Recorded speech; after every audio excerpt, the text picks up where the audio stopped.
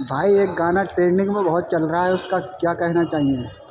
अरे कौन सा मुस्तफा मुस्तफा रसगुल्ला रसगुल्ला कौन सा मुझे दिखाइए। ये वाला है भाई। दिखाओ।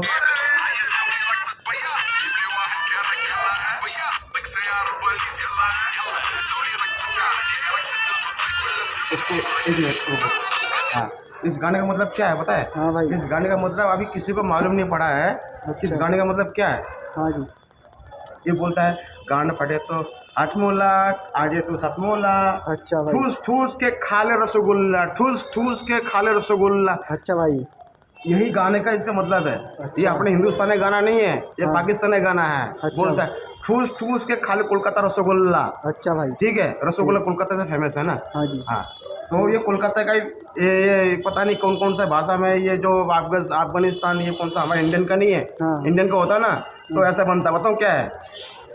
ठूस ठूस के खा ले रसगुल्ला कोलकाता, ठूस ठूस के खा ले रसगुल्ला कोलकाता। अभी दारू पी रहा हो, डिस्टर्ब मत करो यार। तुम इधर उधर मत आया करो। हेलो, तुम जाओ यार। ठीक है भाई। तुम जाओ। ठीक है भाई।